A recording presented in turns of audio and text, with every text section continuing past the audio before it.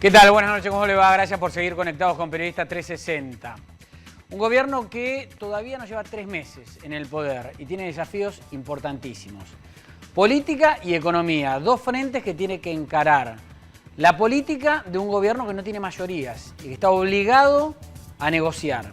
Y la economía, que está muy difícil, con variables que el gobierno, y la pregunta es así, ¿está pudiendo controlar? ¿Sabe hacia dónde va? De los dos temas vamos a hablar. De política vamos a hablar con Paula Bertol. Paula Bertol es la secretaria de Relaciones Parlamentarias. Una tarea difícil, tener que tratar de enlazar las relaciones del Poder Ejecutivo con el Parlamento después de un discurso durísimo de Mauricio Macri, que le puso los pelos de punta al Frente para la Victoria. Y después vamos a hablar de la economía con un economista de la oposición. La presentación y los invitados.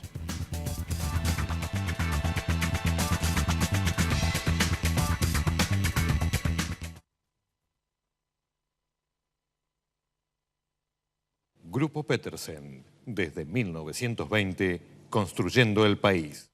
Auspicia este programa. Claro, es simple.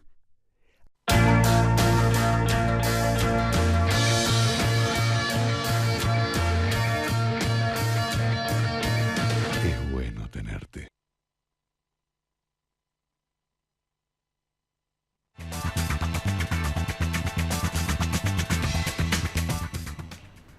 Paula Bertol, gracias por venir. Buenas noches. Gracias por invitarme. ¿Cambió la situación después del discurso de Mauricio Macri? Bueno, quedó claro cuál fue el estado de cosas, el estado de la casa que recibimos. Muchos dudaban si íbamos a hablar sobre eso y bueno, Mauricio dedicó una parte importante del discurso a decir la verdad. El presidente dijo voy a decir la verdad y creo que fue contundente cuando contó qué cosas habíamos encontrado y también aprovechó para hablar del futuro. Nosotros sabemos que el encuentro es en lo que viene y en lo que estamos haciendo en el presente. Pero bueno, también nos dábamos cuenta que era necesario que todos supieran que algunas cuestiones eran muy mentirosas, ¿no? O sea, por primera vez en muchos años en el Congreso se habló de inflación, lo digo porque tuve la oportunidad de tener 2 mandatos en la Cámara de Diputados durante todo el gobierno anterior y nunca se nombraba la palabra inflación, nunca se hablaban de los índices de inseguridad o de homicidios.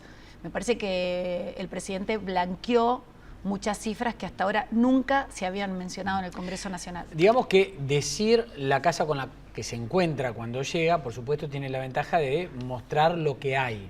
Ahora, también tiene el desafío de mejorarlo, porque dentro de un año, si ese panorama, esa foto no cambia, ya la culpa va a ser de él.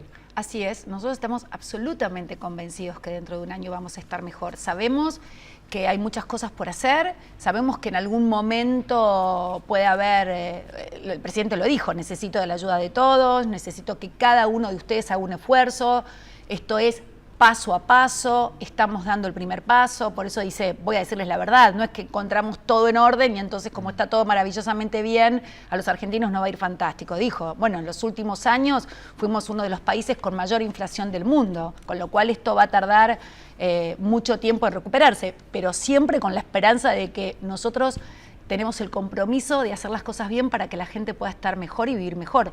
Eso es lo que nosotros creemos que va a pasar. ¿Y es un discurso que cambió el trabajo suyo? Me refiero, ¿venía trabajando en algo que después del discurso se le complicó y le puso los pelos de punta al bloque de la oposición? La verdad es que yo creo que hay un sector de la Cámara de Diputados y de la Cámara de Senadores que tiene una ideología absolutamente inflexible, que pase lo que pase no va a acompañar. Creo que cada vez se van a sentir más aislados y van a ser menos los que dentro de unos meses adhieran a esa inflexibilidad. Mientras tanto, me parece que para algunos fue una excusa. Yo creo que durante la mayoría del tiempo del discurso del presidente hubo mucho silencio, más que insultos o carteles, que algunos se quejaron que no se mostraron lo suficiente.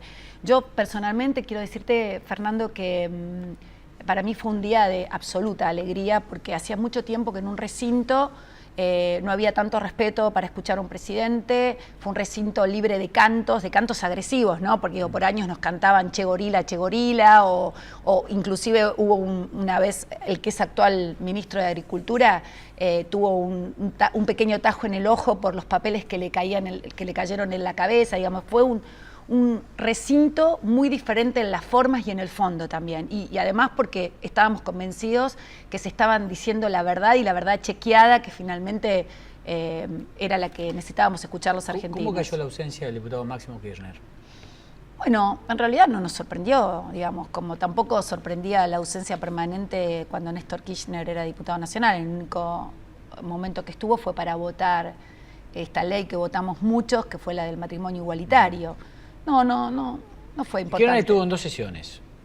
El día que asumió y el día que se votó la ley de matrimonio igualitario, que como te digo fue una ley absolutamente transversal, que de muchos bloques participamos para que sea posible. Sí, a favor, en contra, además hubo diferencias en cada bloque. Es más, la mayoría del Frente para la Victoria, creo que más del 50% votó en contra, digo, porque siempre hubo como un mito de que esa ley fue autoría exclusiva del Frente para la Victoria. ¿Hay plan B si no se puede pagar a los fondos buitres? Digo, porque depende de 2 leyes que hay que derogar. ¿Y están garantizadas en el Parlamento o no? Nosotros estamos convencidos que el voto va a estar, porque digamos, sobre todo cuando se toma dimensión de que esta es una deuda irresuelta del gobierno anterior que pone a la Argentina en riesgo. Los gobernadores saben que para volver a tomar crédito se necesita saldar este acuerdo. Este es un acuerdo, como dijo Alfonso Pratgay, esta es la basura que nosotros encontramos y que finalmente tuvimos que trabajar muy duro con una actuación muy importante de Caputo y de Mario Quintana, negociando intensamente con una quita del 25%, muy importante. Nosotros hubiéramos pagado muchísimo menos si este acuerdo se hubiera pagado en el momento que salió la sentencia, pero bueno, creemos que finalmente la negociación, comparado con lo que había, porque por supuesto que negociar con los holdout o los llamados fondos buitres no es gracioso para nadie, ya que es el dinero de todos lo que se está poniendo en juego, pero reitero, me parece que el que se niegue a votar este acuerdo va a tener que darle explicaciones al pueblo, porque la verdad es que esta es la manera de ver una salida, de empezar a generar inversión, crédito y de abrir las puertas de la Argentina al mundo. Bueno, el bloque de Frente para la Victoria ya dijo que no va a acompañar. Bueno, yo ayer escuché a algunos diputados que no lo decían tan convencidos, que decían vamos a acompañar todo aquello que creamos que beneficia a la sociedad. Y yo creo que algunos no van a animarse a votar en contra de una solución tan importante para el país. Solución que además tuvimos que encontrar nosotros como nuevo gobierno y que nos dejó como un problema enorme el gobierno anterior. ¿Cuál es el desafío más importante como secretaria de Relaciones Parlamentarias con esta composición tan dividida, ¿no?, tan heterogénea del Parlamento con necesidades políticas comunes? Yo creo que el desafío más importante es trabajar en equipo, entendiendo que los beneficios que busquen las leyes, digamos, las iniciativas legislativas del presidente benefician a todos los argentinos y que en el Parlamento están representados todos ellos. Entonces, me parece que el tema es el diálogo, la apertura, la convocatoria. En el día a día, por ejemplo, ¿se junta con los jefes de bloques, con representantes de los bloques? Sí, en el día a día lo que nosotros tratamos de hacer es informar lo que vamos, bueno, porque hubo algunos chispazos, ¿no?, cuando tomamos decisiones muy rápidas. ¿Por ejemplo? Por ejemplo, cuando mandamos el pliego de los 2 jueces de la Corte, que no hubo una comunicación ni a los propios ni a los ajenos, entonces ahí lo que nos dimos cuenta es que habíamos cometido un error y, como dijo el presidente, no somos infalibles. Cuando nos equivocamos rectificamos y bueno, finalmente enviamos los pliegos, hablamos con todos. Con lo cual ahora la forma de encarar menos temas tan profundos es otra. Sí, la forma ahora de encarar temas tan profundos es tomándonos más tiempo para hacer circular la información. El jefe de gabinete, Marcos Peña, invitó a los presidentes más importantes, bueno, a todos los presidentes de los interbloques del Senado, posiblemente la semana que viene vayan todos los presidentes de diputados, y la idea es estar en permanente relación. Cuando nosotros hacemos actos protocolares queremos que estén todos. Durante muchos años la oposición nunca fue convocada por el oficialismo. Nosotros no queremos que esto vuelva a pasar, que el hecho de generar reuniones, conversaciones y vínculos va a ser muy importante también para llegar a acuerdos y obtener los votos que necesitamos, porque como todos saben, no somos mayoría y estamos acostumbrados a acordar, a dialogar, y cuando haya que ceder lo vamos a hacer en la medida que no perjudique a los beneficiarios de la ley. ¿Qué prioridades legislativas hay? Bueno, me parece que la educativa es una prioridad importante, ¿no? Todo lo que hace a cuidar a los maestros, todo lo que hace a la evaluación de la educación. Los padres tienen derecho a saber dónde están sus hijos parados en el nivel educativo. Esta es una gran apuesta que ha mencionado el presidente a través del ministro Bullrich. Otra de las cosas que nos emocionó mucho y que estamos convencidos que hay que hacer para cumplir con la promesa de pobreza cero es el tema de devolverle el IVA a la canasta básica familiar a los que más la necesitan, a los que menos tienen. Nos parece que este es una buena demostración de que estamos cerca de los que realmente sufren y los que están padeciendo una inflación altísima, que es el impuesto a los más pobres. Y también tenemos una enorme apuesta al Plan Belgrano, que es el plan que antes se llamaba Norte Grande y que ahora busca reivindicar la deuda que tenemos con las 10 provincias más pobres de la Argentina. Que tiene a Cano, ¿no? Al frente, que tiene a José Cano, que es la verdad un gran vocero y un gran hacedor y un gran articulador de los diferentes ministerios que tienen que construir viviendas, que dar apoyo en materia de cloacas, en materia de gas, así que me parece que ese es un enorme desafío. Haber sido diputada, ¿no? En este caso en 2 mandatos, ¿ayuda o no en esta función de tener que articular el Poder Ejecutivo con el resto de los bloques? Digo porque cuando uno trabaja, y durante tanto tiempo, en un lugar, digamos, hay amigos y enemigos que quedan también. Sí, creo que ayuda y mucho. En mi caso personal, como soy mediadora, yo creo en esto de ser blandas con las personas. Mediadora de profesión. Mediadora de profesión. Sí. Y nosotros los mediadores decimos que hay que ser duros con los problemas y blandos con las personas. A mí me parece que hay que tratar bien a los seres humanos y que cuando uno tiene una diferencia hay que sentarse, aclararla, negociar, acordar, y que prime la coincidencia y no la diferencia. Diferencias yo puedo tener un montón con Diana Conti o con Kunkel, gente con la que puedo hablar en lo personal y muy bien, pero sé que esa relación que tuve mientras fui diputada también puede ser muy útil para poder entablar algunas... por ejemplo,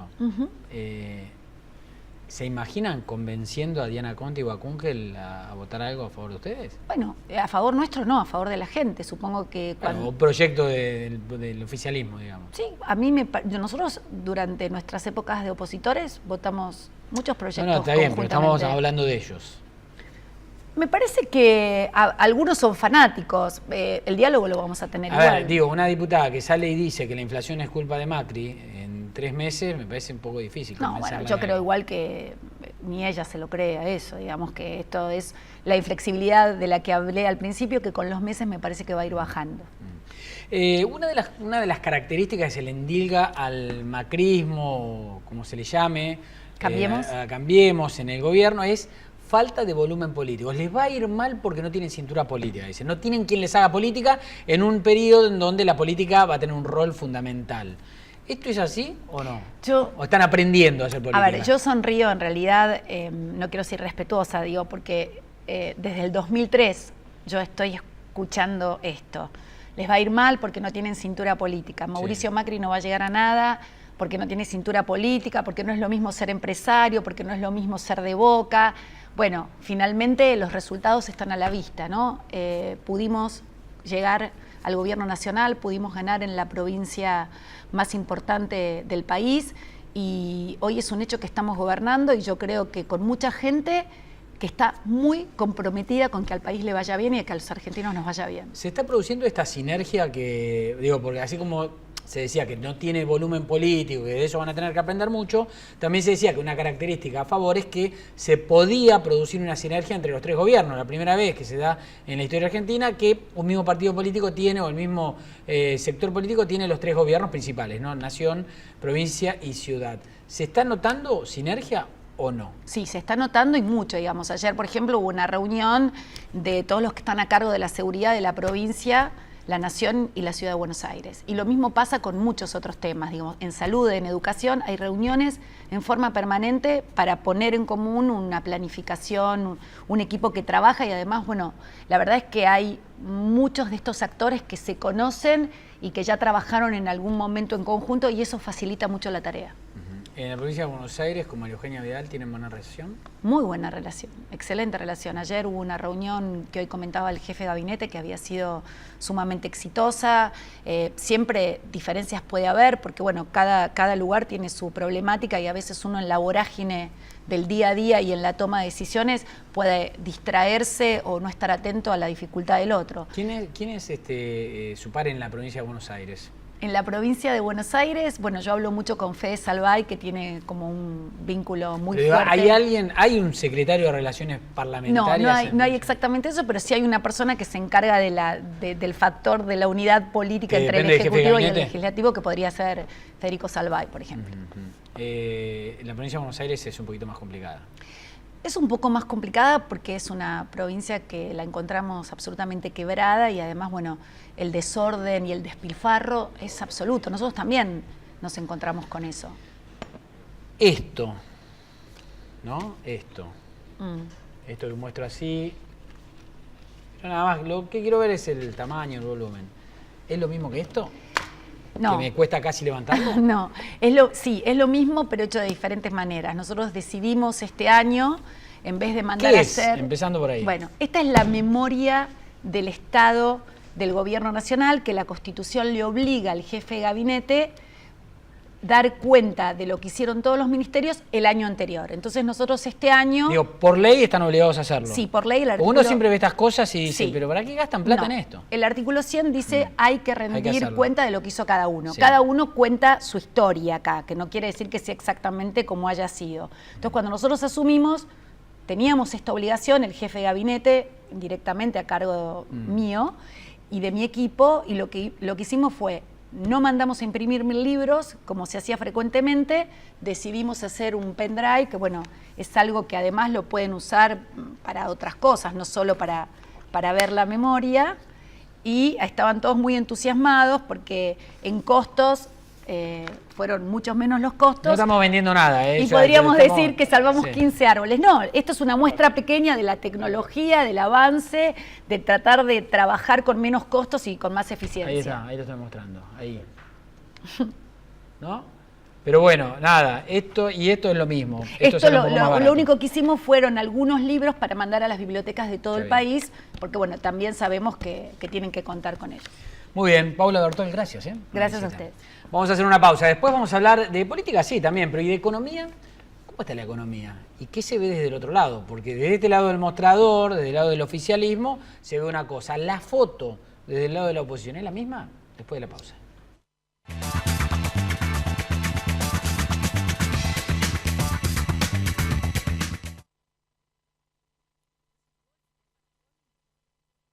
Grupo Petersen, desde 1920, construyendo el país. Auspicia este programa. Claro, es simple.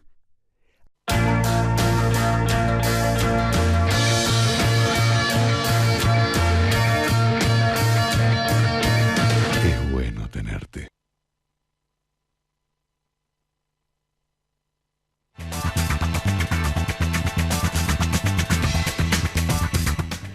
Bien, Gustavo Marangoni está con nosotros. Gracias por venir. Muchas gracias por la invitación. A ver, politólogo, sabe mucho de economía, expresidente del Banco Provincia, todo eso.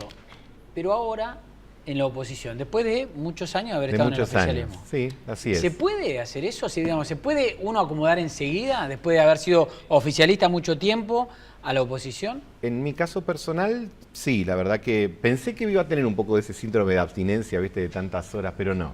Y también sabés que descubrí, más allá de que quería ganar como cualquiera, sí, pero que hay una sabiduría en la democracia, esta rotación y que te haga volver a hacer la fila y la alternancia, ¿viste? Porque creo que a veces la permanencia de mucho tiempo en un lugar te hace pensar que sos medio dueño del lugar, y en realidad no sos dueño del lugar, sos un administrador, pero está bien.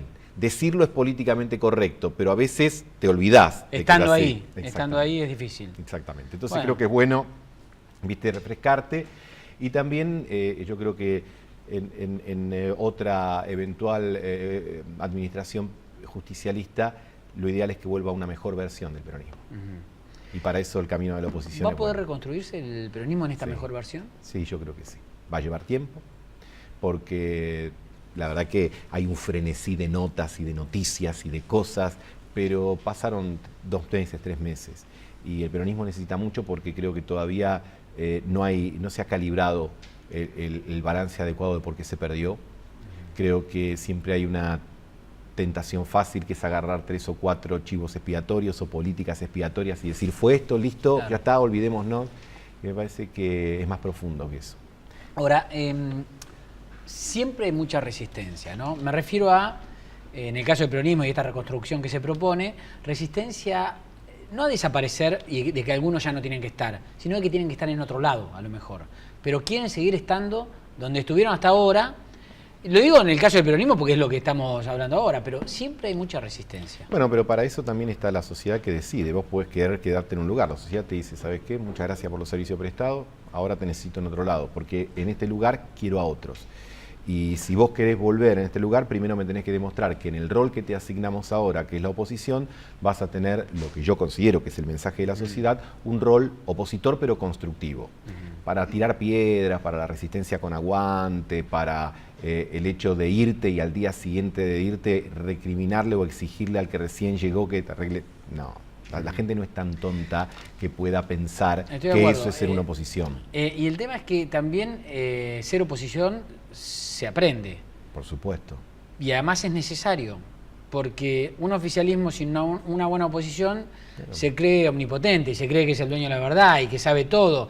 Y esto le pasó al kirchnerismo durante muchos años. Por supuesto. No tener oposición prácticamente. Además, cuando no tenés oposición, empezás a pelearte en casa por cualquier cosa, digamos, porque en realidad lo que vos necesitas cuando se dice oposición son límites. Todos necesitamos límites en la vida. Y de hecho, nuestros padres nos educan poniéndonos límites, ¿no? Y parece que fuese parte de la naturaleza humana cuando somos chicos de rechazar esos límites.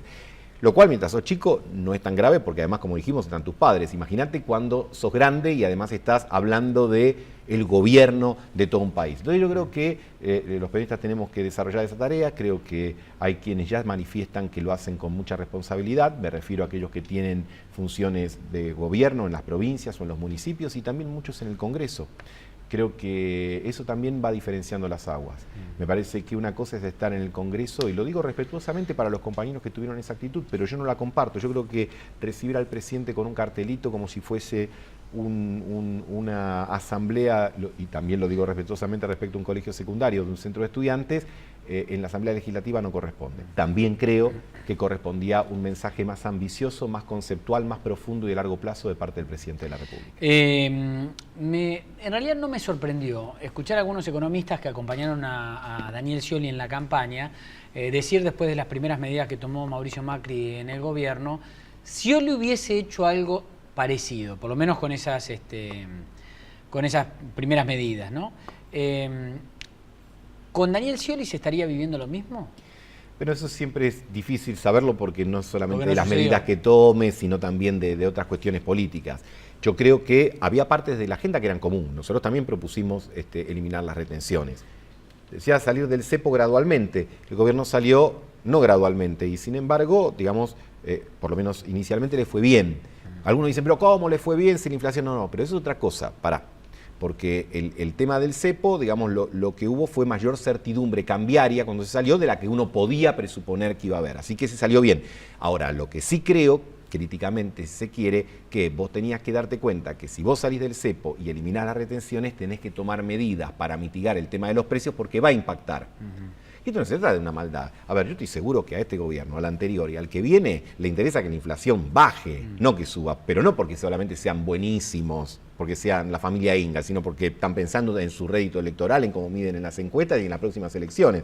Ahora, creo que no se advirtió que había que tomar medidas. Y a lo mejor también lo que creo es que algunos confunden que las regulaciones del pasado, que en algunos casos fueron mal tomadas, ejecutadas rústicamente o lisa y llanamente torpemente, tiene que sacar de la cancha el concepto de regular o el concepto de controlar. Y vos decís, un mal control o una mala regulación no impugna la herramienta, impugna en todo caso al que aplicó la herramienta o a quienes la aplicaron. Pero creo que vos tenés que, en materia de precios, tener una presencia del Estado más activa porque no alcanza solamente con un llamado ético. A ver si entiendo esto. Venimos con un enfermo que tiene 40 grados de fiebre desde hace 4 años. De golpe, de un día para otro, no le vamos a bajar la fiebre. No. Pero, ¿se está aplicando el antibiótico correcto o no? Bueno, se están aplicando algunas medicaciones que son necesarias, pero probablemente no del todo suficientes. Pero creo que sí, que hay algunas cosas que se están haciendo que son importantes. Ahora, en realidad, ¿qué es lo que te va a traer la cura de la enfermedad? Tomando la metáfora que vos utilizás, que me parece atractiva. En realidad, cuando vos bajes la inflación, bajaste la temperatura del paciente, lo estabilizaste. Pero lo que tiene que volver a suceder en la Argentina, tiene que volver el crecimiento, porque y para que vuelva el crecimiento también tienen que volver las inversiones, porque esa es la vacuna natural contra la inflación. Uno de los errores de la etapa anterior es el hecho de pichicatear la demanda, si me permitís ser coloquial en el término, pero le das pichicata a la demanda y te desentendés de la oferta. Y vos decís, che, pará, porque está bárbaro que la gente consuma, pero si consume y el que produce no invierte, en algún momento va a tener que ajustar por precio, porque no puede ajustar por cantidad. Entonces, le tenés que dar incentivos a la inversión. Y me parece que esto está presente en este esquema. Ahora, hay que buscar los equilibrios. Creo que lo que se nota es que se toman muchas medidas para incentivar todo lo que tiene que ver la oferta, pero a lo mejor a veces se descuida o no se tiene en cuenta que el tema de la demanda también es importante. Y el tema de los precios, que en última instancia va en beneficio de la propia administración y de todos, porque la inflación, como decía aquello, ¿no? La víscera más sensible es el bolsillo. Si la inflación sigue este ritmo de 4 o 5% mensual, la gente te dice, che, lo que están haciendo estará bárbaro para el largo plazo, pero yo quiero estar vivo en el largo plazo. Pero el bolsillo se me está achicando. En esta reconstrucción que tiene que tener el peronismo, ¿no? que hablábamos al principio, ¿qué rol va a tener Cristina? ¿Qué rol va a tener Scioli? Mirá, si me permitís, no quiero ser impertinente, creo que la pregunta que hay que hacerse, o que a mí me gustaría realizar, es ¿qué rol van a tener los afiliados del peronismo? Porque yo lo que no quiero es que la próxima conducción del peronismo se defina por un acuerdo popular. Si vos me decís que es transitorio hasta el tiempo de organizar una elección en la que participemos todos, yo te digo, está fenómeno. ¿Sabes lo que necesita el peronismo? Volver a competir. Y digamos, que sea el voto el que defina la... Porque si no, nos reunimos vos y yo y decimos que vaya él. Bien. Entonces vos decís, y así no sé si sirve, porque a los peronistas nos falta debatir. Debatimos muy poco todos estos años, porque el eje vertical en el poder achicaba la discusión, ahora hay que discutir mucho. Y la mejor forma de que esa discusión sea institucional es que sea con competencia, con listas, con propuestas distintas y que se vote. Exactamente. Gustavo Marangoni, gracias. A vos por la invitación. 30 segundos nada más para irnos. Un gobierno peronista entró en default, el de Rodríguez Sá. Otro gobierno peronista, el de Duhalde, no pudo salir del default. 3 gobiernos peronistas, los gobiernos de los Kirchner, no quisieron salir del default. Viene un gobierno no peronista, quiere y aparentemente puede salir del default. El peronismo en oposición debería ser responsable y no trabar la salida del default. Hasta el jueves de la semana que viene.